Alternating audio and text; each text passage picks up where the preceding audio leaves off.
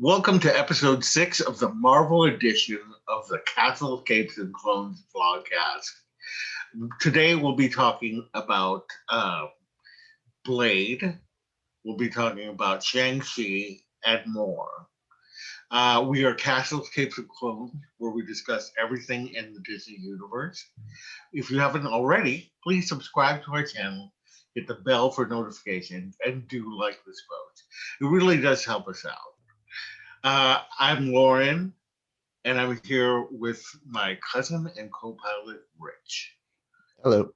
How are you doing? I'm doing all right. Yeah. How are you? Same. I'm just counting down the hours for WandaVision, the final episode. I don't know what I'm going to do after this episode. Like I won't have... Or next week? Or next week? Assembled next week? No. I mean, I don't know how I'm not going to obsess over WandaVision after today. I mean, yes, Assembled is about WandaVision, but I'm just talking about the general mystery and, the excitement of trying to figure out what's going on, that kind of stuff. Gotcha. I mean, who knows what Falcon and Winter Soldier is going to do. Right. So I'm really looking forward to that. Falcon is one of my favorite characters in the Marvel universe. And I always liked him with Captain America. I also thought that he had a really cool costume that I kind of wish that his costume in the MCU looked a little bit more like, but I can see how it would be hard to take him seriously. With his bird costume? Yeah, with his red wings and and the bird mask. Yeah. Yeah. I mean, I think they did a good job with what they had. So I think that, yeah. And I really like Anthony Mackie. I like Sebastian Stan too, but I'm more of a Falcon fan in that pair. Yeah, I just watched Anthony Mackie on Hot Ones. Oh yeah. Oh, he was eating the wings. Yeah. So I'm gonna have to look for that episode. It's pretty fun. Yeah, that show is so fun. I know. I keep thinking, like, could I do it? I can't. There's no way. You mean eat the wings? Yeah, there's no way I can make it through. Really? No. I know. I kind of want to know what it's like. I mean, although I like spicy food, but I'm not necessarily, like, I don't handle it well when it's really, really spicy. Like, if it's spicy with a attitude or meaning, then I enjoy it. But if there's that one sauce that they have, like Atomic or something like that. The bomb. Yeah, the bomb. It just sounds, the way that people describe it sounds gross. And that would bother me. But if he ever asked me to be on the show, which is going to be never,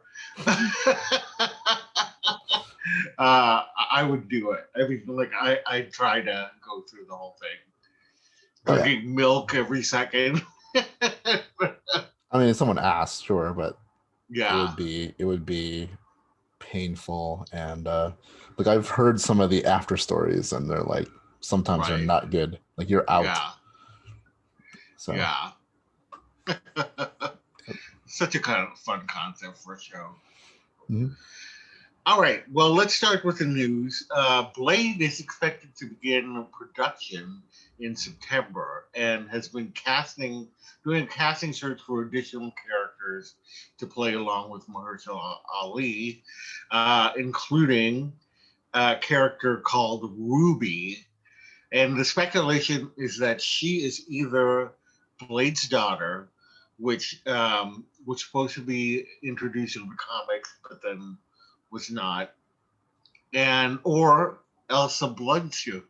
Excuse me, Elsa Bloodstone, because Ruby equals Bloodstone. So let's pause there for a moment. We have a little more Blade news, but I just wanted to digest what we just talked about here. Mm-hmm. And I would love for Elsa Bloodstone to be in Blade and introduce it to the MCU. There was a comic called Next Wave that actually had Monica Rambeau in it. Written by Warren Ellis. Yeah, and it was such a funny comic book that, you know, so good. The character, I like the way that the characters interacted with each other. Yeah. And that was really the first time that I knew Elsa Bloodstone, and I loved her in that. And ever since then, I've loved Elsa Bloodstone. Nice. Was she, what was that show that came out, or did it come out on Hulu or something? Hellstrom? Mm-hmm. Did that ever come Hellstrom. out? It did. Was she on that show? There was talk of her character. I never watched it. Mm. I'm gonna have to watch it. It just when I was just never in the mood to watch it. Like, I don't even know it was on. Yeah, it already aired all the episodes and is now canceled. All right. I mean, I don't know. I guess it makes sense that it did. I feel like any Marvel thing that's not part of the MCU doesn't really stand much of a chance. Yeah, I mean, you can just see, like with WandaVision, you know, how much better quality the Marvel Studios television shows are. Right. And even just with the trailer for Falcon and the Winter Soldier, for Loki, it just all looks amazing compared to, you know, like Agents of S.H.I.E.L.D., which is network television. You kind of have to give it a break. But even better than, like, you know, The Defenders worse. Yeah, because I felt, and this is why my whole thing about I don't see many of these really going past season 1, because they're not written like a serial. They're written like a very long movie. Right. So I think that's part of it, is that they're not looking at going like, we need to make a show that's going to last 5 seasons. It's like, we have a story to tell. It's going to take more than 2 hours. Let's do it that way. Yeah.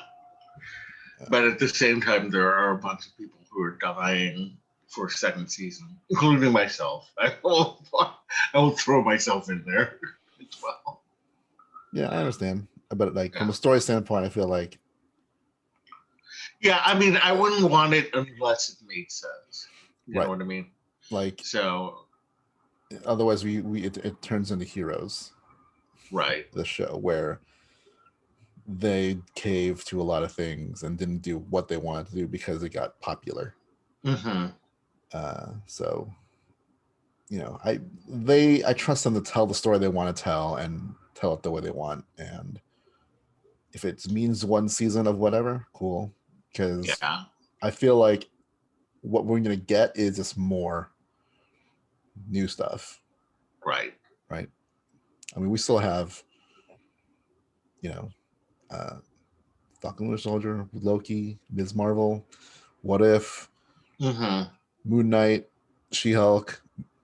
So Hawkeye. Oh yeah, Hawkeye, Secret Invasion. So Armor Wars. So we're not gonna like. I don't even know in like any kind of grand scheme of just scheduling if they even have room for any second seasons for anything. Right. So it's gonna be crazy. Right. All right. So other Blade news. They are looking to cast 2 women of color. The first in the role named Betsy. This is like the made-up name, this is not the actual character. Right. And is described as a 20 to 35-year-old Black African American female. She is described as an aspiring heroine. And interestingly enough, the role requires strong comedy skills. So that's interesting. And then the second one is named Lucy, a 20s to 30s Black African American female. Lucy is described as tough and on the run after the death of her mother under quote unquote mysterious circumstances. She has been living off the grid.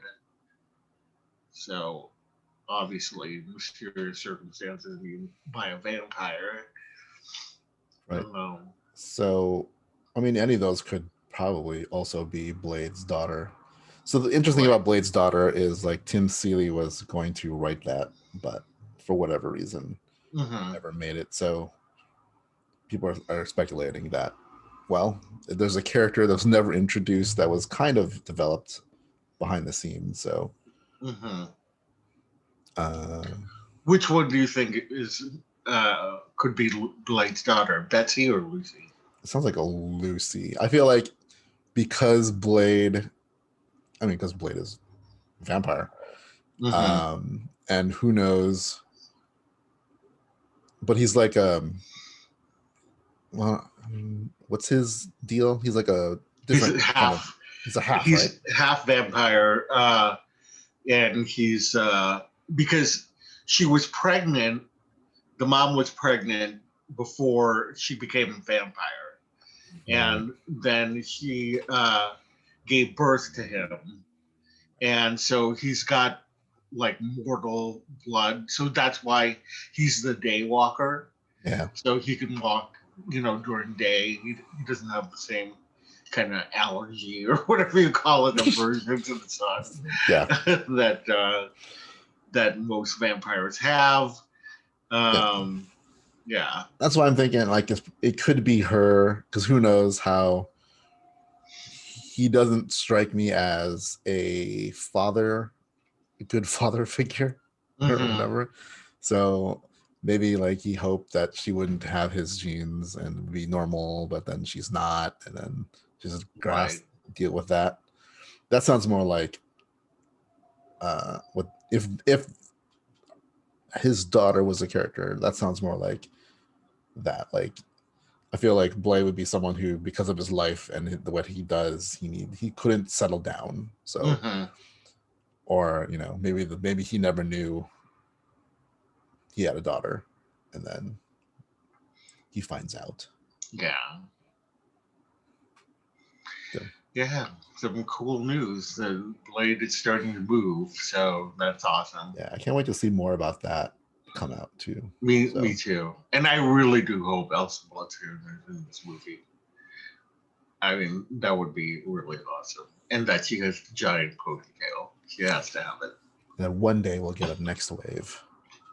I know, that would be awesome. It's funny, like I didn't realize that, because I read that it was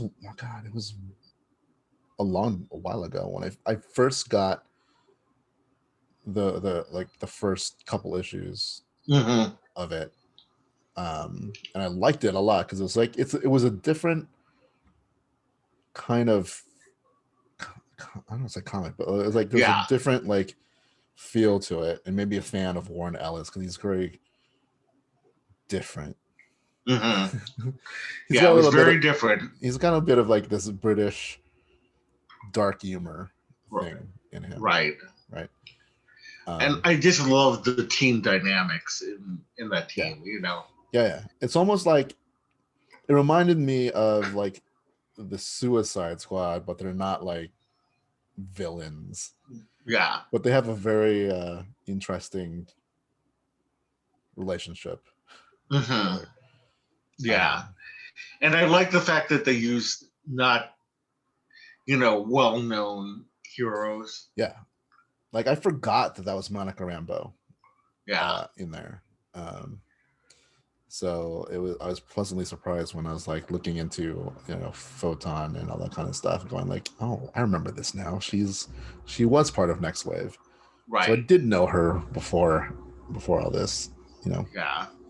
So I've always been a big Monica Rambeau fan. So that she's actually the reason why I read the series was because it's like, oh, she's in this series. I'm going to read it. Right. Well, I was very DC centric for a long, long time, unless it was the X-Men. I followed the only Marvel things I followed were the X-Men. So it was actually Warren Ellis did something that made me go, okay, he's writing a comic book, so I bought that because of Warren Ellis. And I liked it.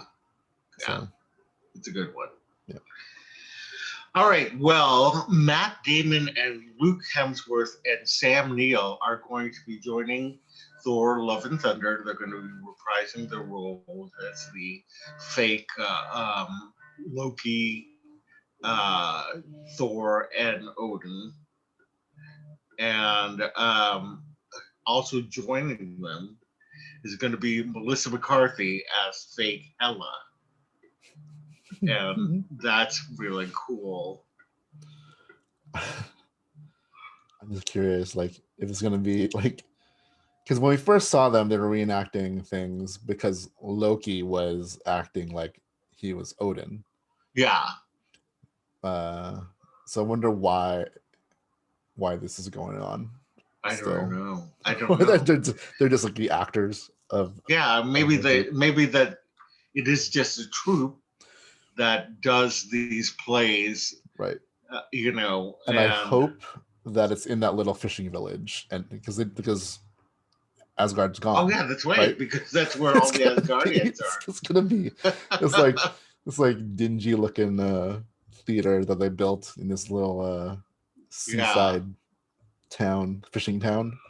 Yeah, that would be amazing. I didn't even think about that. Oh, yeah, because when we saw them, it was like this. It was Asgard, so it was like, very Roman pillar thingy look, right? Yeah. With they can have the lavish kind of like costumes or whatever. Like, I want to see the version where they like, look, we're on Earth. This is what we got. Version of it. Yeah. Yeah. So I think it's going to be great. And Melissa McCarthy, I love. And I just can't wait. I just can't wait to see what they're going to do. It'd be awesome if like their fishing town was mostly Asgardians, but then they wouldn't like keep people out, would they? Like, you can only live here if you're an Asgardian, because people don't know. So. You know what I mean? They're on Earth, so it's like if someone's just going somewhere and going like, "Oh, this is a nice little town." Yeah. Do we see them kicking people out saying you can't live here? Yeah, I don't know. So that'd be awesome if she's normal. And she's doesn't, and then none of them, like all the normal people, do not know that they're living with like. Aliens. Oh, that's funny. That's funny. So. I like that. I like that idea. Yeah. All right. Well, moving on. T.I. will not return to Ant-Man and the Wasp: Quantumania. That's sad because I thought that he was really funny in the first few movies, and there was just a great chemistry with him, David Dastmalchian. I don't know if that's the way you pronounce his name. Yeah, and Luis, I forget the actor's name. It's Michael Pena? On the tip of my tongue, huh? Michael Pena? Oh yeah, that's it. Michael Pena. I like their chemistry. It just proves, don't be bad. Don't be a horrible person. Yeah. Wait, what? Don't be a horrible person, and you can keep your franchise. What do you know what he did? Yeah, sexual assault. Oh, okay. Then I take it all back. I did not know. I don't know. I did think that they had good chemistry, but at the same time, like I don't want to support somebody with the sexual That's what assault. I was like. I don't think he knows. Yeah, I didn't. I did not. Everybody, I do not support sexual assault. So let it be clear. Yeah, so that's why he was. So, I mean, yeah, I mean, like, I don't know, like his character wouldn't have to be there anyway. Honestly, Yeah.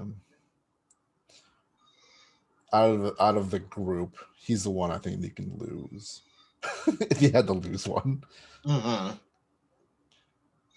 Yeah, Michael Pena's character definitely not, and then the other dude, the hacker. Yeah. Yeah. So, or who knows? But yeah, again, just don't be a terrible person. You'll be fine. Yeah. God, that's so crazy. Yeah. All right, so new character details for Marvel's Secret Invasion have been revealed. The first character will be a series regular, male, ages 50 to 60 years old, and is expected to be the main villain. The second character is also a series regular, female, aged 40 to 50, and is expected to share many scenes with Jackson's Fury. The last character is an important supporting role for a young female actor. I have no clue who that could be. Yeah, I don't even know who the villain is going to be. I mean, I'm going to assume it's some kind of Skrull. Like, I think the universe now has good and bad Skrulls. Right. And, yeah, that would be interesting. I don't know who. I mean, I'm going to assume that the second character is a S.H.I.E.L.D. agent of some sort. Maybe. And then the last one could be another superhero. I mean, like, do you think it's S.H.I.E.L.D. or I think it's S.W.O.R.D.?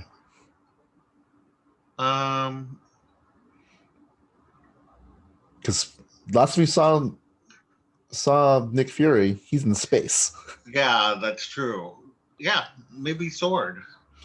Unless he's going to stay in space, and the people we're dealing with in Secret Invasion are actually the two characters that are playing Nick Fury and Agent Hill, the two Skrulls. What's his name? Ben Mendelsohn, and I don't know who the actress was. Right. It could be funny if they are the ones in the show, but you still have the cast, Samuel Jackson and the How I Met Your Mother. Yeah. Lady. I can't remember her name for the life of me. If you want to see Robin, but that was her character. Yeah. Oh my god. It's gonna bother me. Not Robin. Yeah, Robin is her. Oh my god. Kobe Smulders. That's it. Kobe Smulder. Yeah. Right. That's why I'm like, is this a S.H.I.E.L.D.? Is this sort of like, it seems like Nick Fury's up in space, so maybe and plus he's no longer director of S.H.I.E.L.D. He left. And so maybe he went to S.W.O.R.D. or maybe he didn't. And then who knows what the Skrull version of him and Maria Hill are really up to. So I mean, it'd be interesting to see who or how this story plays out in the MCU. Yeah, I know. It's very interesting. And how many heroes will they have? But will we see? Yeah, like, the possibilities of who and like a lot of cameos and stuff. It's almost endless. Because in a show like this, they need to have other superheroes. I mean, I the mean, whole Secret Secret Invasion Invasion. is a big part Yeah, of exactly. So It's a big event. yeah, I'm curious to see how that comes out. Like maybe that's where we'll see like a return of like the talks that like Chris Evans might come back, Robert Downey Jr. Yeah, stuff like that. But yeah. Maybe they'll come back for like cameo roles or whatever. something, Not doing the heavy lifting right, anymore. right. So yeah. All right. So this is exciting. This is some breaking news. The X-Men are reportedly coming to the MCU sooner rather than later. And the title is called The Mutants. This was by the Illuminati, who is fairly reliable. I mean, pretty much anything that they've put out there has come true. So it's interesting. The Mutants sounds like a sitcom. It does kind of make sense that you introduce the X-Men via mutants first, because you have the established mutants and then the X-Men came after that. Right. So I can see that being like just like a rise of like the mutants, and then they have to come together because they're. See, I don't know if they're gonna go with. I mean, because the big part of the mutants and X-Men is like their their story is that they're always kind of treated differently. I mean, it's a whole segregation kind of thing and racism that Marvel dealt with via the mutants. But that whole thing of how they're different, it I don't know what the best way for them to do that, because if they just appear, I feel like that's a different thing than years of kind of like this fear of them and whatever.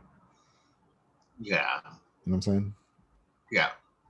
I know what you mean. Yeah. So it's interesting to introduce that into the MCU, where you have years of the other heroes, right, with powers and all those kind of things. And then that was always the thing that was weird about the Marvel universe in general, is that everyone loved the Fantastic Four, but everyone also hated the X-Men. Right. Even though they all had powers. Yeah. This one came from science rays and the one was genetic. Yeah. Right? Like people would be more afraid of Shadowcat than the Thing. Right. Which is interesting. Yeah. I mean, never understood it either. I mean, I know why it happened, because it was never meant to be this big shared universe. And then later on, it became a shared universe. Well, I don't know. I mean, they did say that's what Stan Lee wanted to do, is have a shared universe. So I don't know. Like straight off the bat with the X-Men? Straight off the bat. Then that's weird. At least by the time they did X-Men. And he always wanted characters to interact with each other and things like that. But maybe there's a pocket, that he basically created the X-Men to like talk about issues, the isms of the world. And so I think that with that, there wasn't a lot of, I think when they first started, they didn't focus so much on the hatred,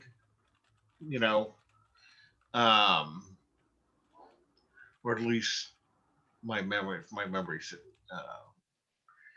serves me well. It's, I think. Am I right? I do not know. Huh? I do not know. What? I do not know. Oh. I thought you said, "Are you rotten?" I'm like, what? Nice. You're more the Marvel Right. guy than I am, so I don't know. I mean, I feel like I've heard through all the documentaries I've seen and whatever.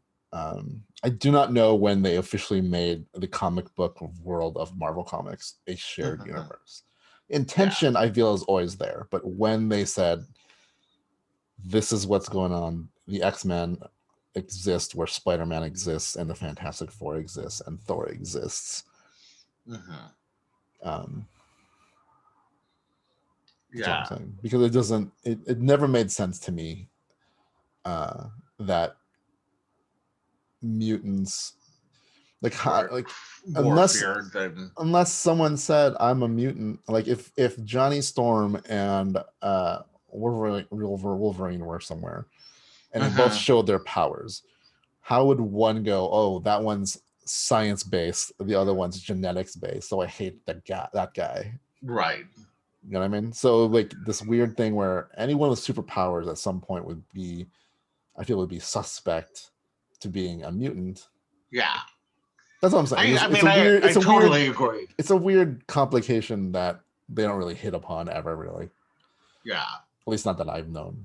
But that's why I'm saying, like, I don't think in the beginning it was meant.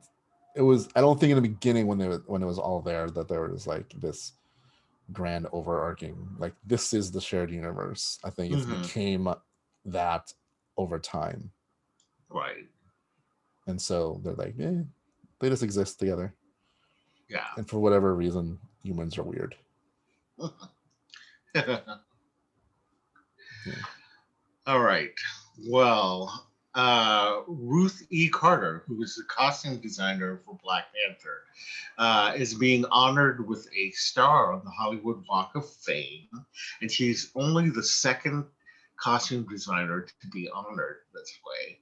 Some of the movies that she's done are School Days, Do the Right Thing, Malcolm X, Amistad, Serenity, Teen Beach Movie, Selma, and Coming to America 2. Coming to America with number 2. Yeah, it's like one of these things is not like the other. She's been doing it since the late 80s. And when I made that list, I threw in things that didn't seem like it went together, but she does a lot of different things. Yeah. And I thought that this list showed a wide variety of what she actually works on. Right. Well, it is a Disney movie. Teen Beach movie. I know. That's why I'd like to pick that one. I'm like, oh. Right. It already happened. I think it happened like last week. Yeah. It did. Okay. Yeah. So it's kind of cool. Like I was looking at her IMDb page. I'm like, I can see why. Like, she's done a lot of stuff. Right. I was so glad that was she the first African American woman to win costume design? Oh, I don't know. I can't remember if she was the first or second, but regardless, it was a great honor. But yeah, I mean, like even these movies, and they're very different from each other. So, she's more talented. So that's kind of cool. Yeah. Coming to America is coming out also this Friday. It's a really big weekend for a lot of new stuff. I know, huh? Yeah. All right. So new casting details are alluding to Blue Marvel's MCU debut in Captain Marvel 2, and Michael Korvac is reportedly the main villain. So I can totally see Michael Korvac as the villain in Marvel, Captain Marvel 2. What's his deal again? Like I've seen him I saw him in an episode of Avengers: Earth's Mightiest Heroes. You know, honestly, I don't know exactly. This is one of those that I don't know very much Michael Cormack. Right. I've seen stuff with him, and he's always in the cosmic books.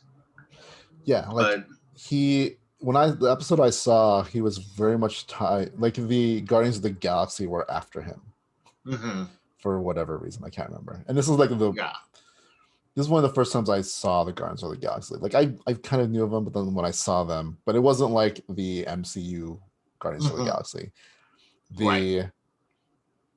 I mean, I think Drax was there. I think Gamora was there, Rocket and Groot, but it wasn't led by Peter Quill, and some other people. So, but it was a really interesting episode. I liked it. I just never understood. Like he was some weird. Yeah, I still don't know what he is. Right. That's the thing, is like it's very confusing, and that's why I can never figure out who exactly he is. But given the fact that he has that cosmic connection, right? I can see how he could be in this movie. And I'm not familiar with Blue Marvel. Blue Marvel is a character that has been retconned into having lived this really long life, and he's got like all kinds of powers. It's almost like Superman, and he has a romantic relationship with Monica Rambeau. Yeah, he was in the new, what was it, the New Avengers or the Mighty Avengers? There was a team that that Luke Cage put together, and it had like a lot of people of color. Monica Rambeau, Blue Marvel, some others that I can't remember now off the top of my head, but that actually was one of my favorite Marvel Avengers runs. Was that, even though I can't remember if it's called New Avengers or Mighty Avengers. I think it was Mighty Avengers. So, yeah. I would love to see him introduced into the Marvel universe. I mean, the Marvel Cinematic Universe. Yeah, I think there's building this, like, because I think the original Avengers are mostly gone, right? Yeah. That they're just building up the whole universe, so that there can be tons of stories. The Avengers, I guess, could also now be almost like a rotating roster of people. So, I mean, like, if you think about it, it is, because at the end of Endgame, you know, Captain America is like, Avengers assemble, and knows everybody, right? Not just the 7 of them. So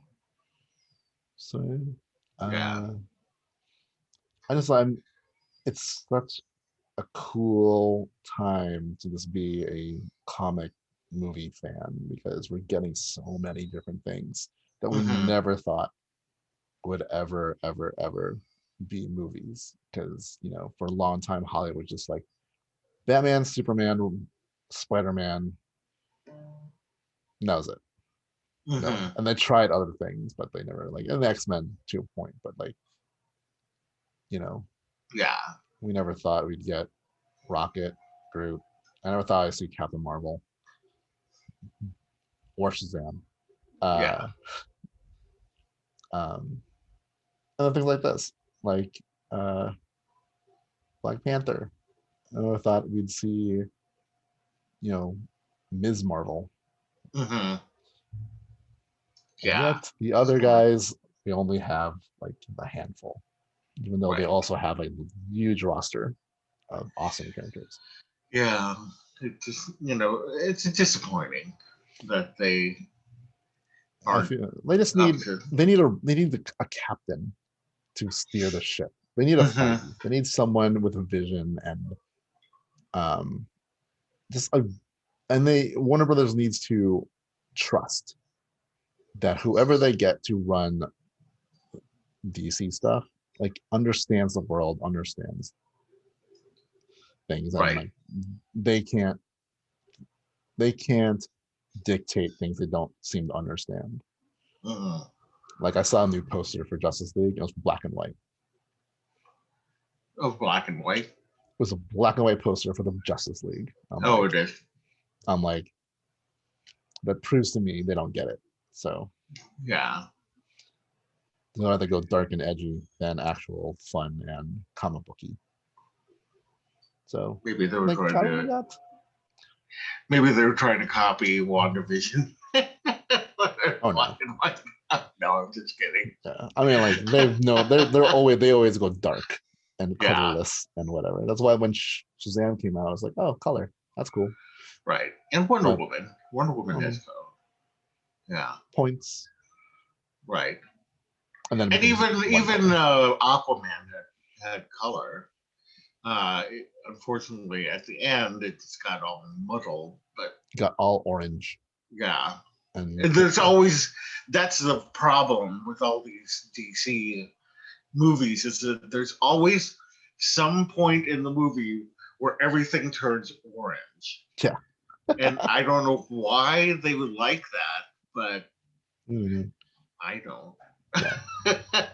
And here we are, we have Speed and Wiccan in a show. Right. And people trust Marvel.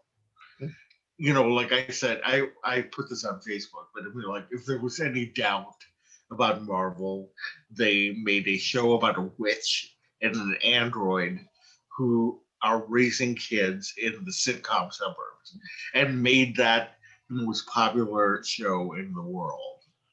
Yeah. Yeah. And like, we didn't hit upon this, but like, Agatha All Along was like the #1 song on iTunes. Yes. Which made Catherine Hahn a number one vocal artist for right. I listen to that song all the time, like literally every day. I'll watch it, I'll listen to it, and I just love that song. It's so good. There's an artist I follow who's done a lot of like Disney designs and stuff. He loves that show so much. He started making his renditions of the portraits in the Haunted Mansion with the WandaVision characters. So Agatha is the one sitting on the tombstone drinking tea. Or whatever. Yeah. And then he just did Wanda as the one on the tightrope. And then people are like, please tell me you're doing the other ones. And like, yes, Visions is next. I can't remember which one it is that he's doing for Vision. Maybe the one on the Dynamite. It might be. Like Alexander, what's his name? Something. I forget.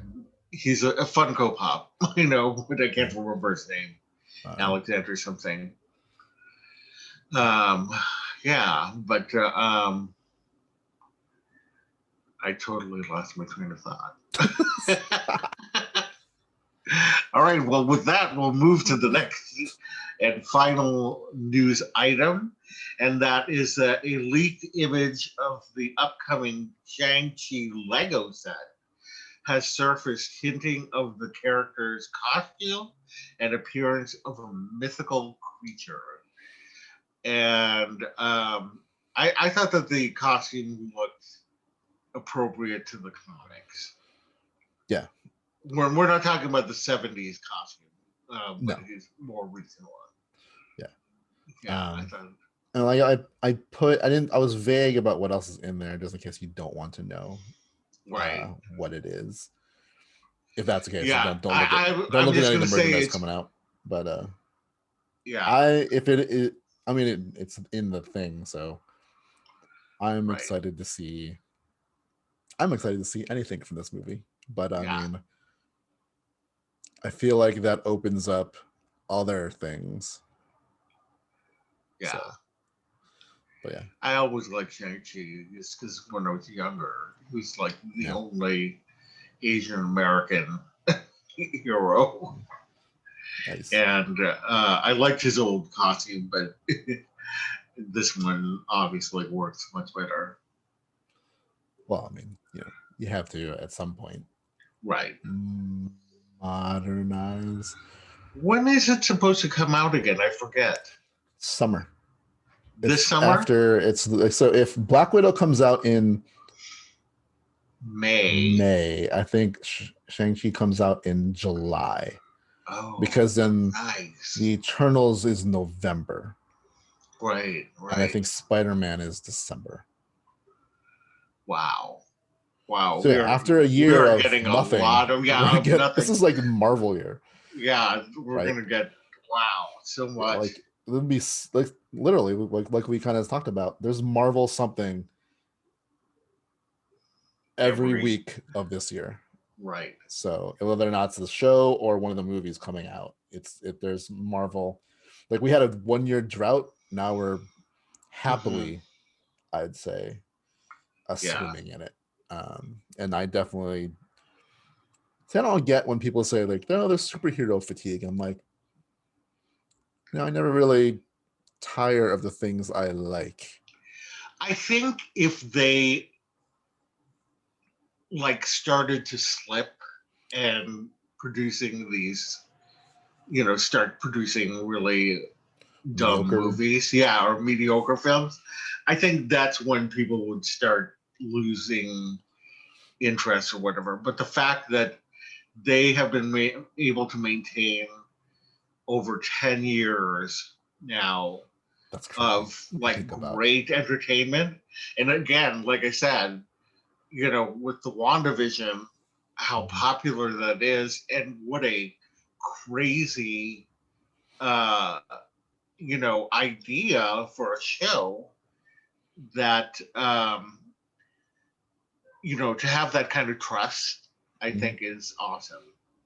Yeah. And I think that is what's going to continue to make people excited about the movies and the shows.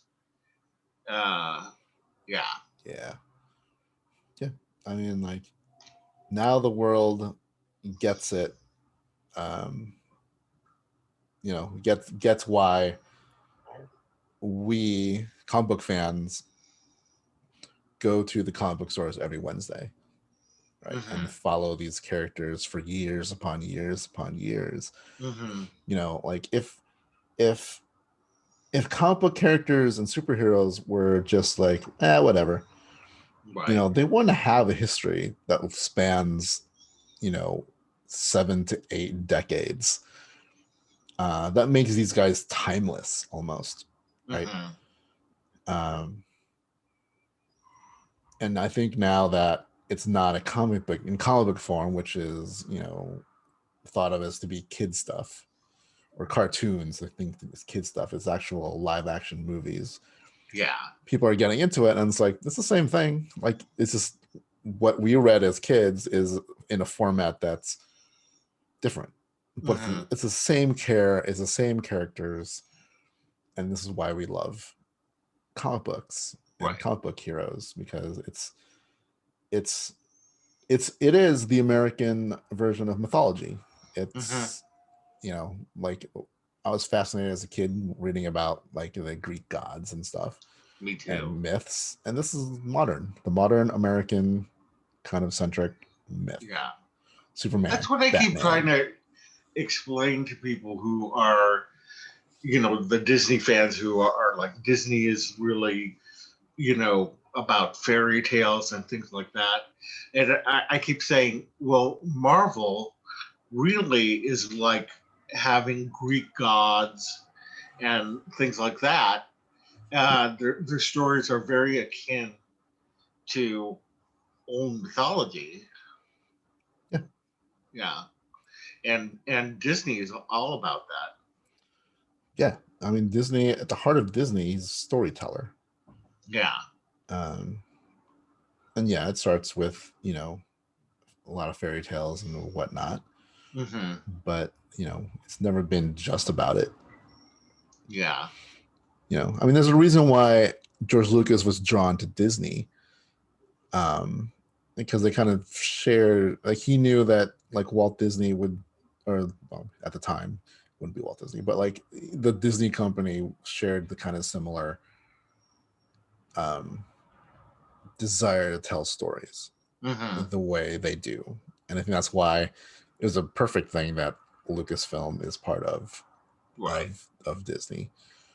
And I thought it was weird when Marvel was acquired by Disney at first, but I mean, hindsight, but I mean, now it makes sense. It makes sense in a way that like Disney wants to tell these stories, and it has now the avenues to tell different kinds of stories. They will always still have their like fairy tales and whatever under Disney brand and whatnot.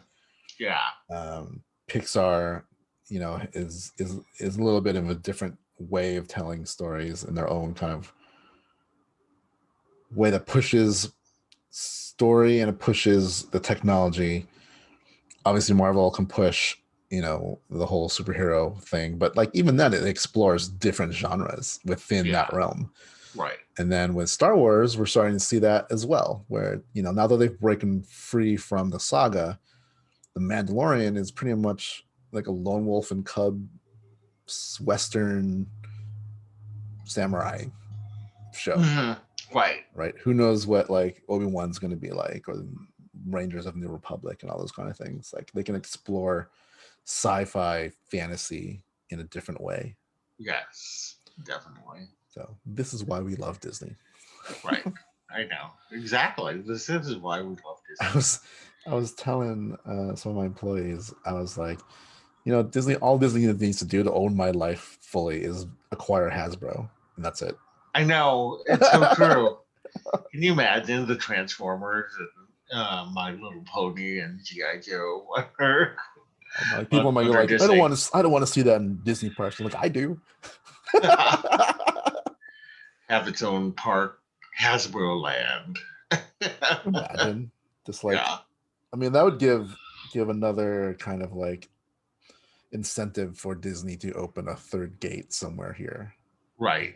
Just Hollywood, like the West Coast, like Hollywood's literally next door, like the West Coast version of Hollywood Studios. Yeah.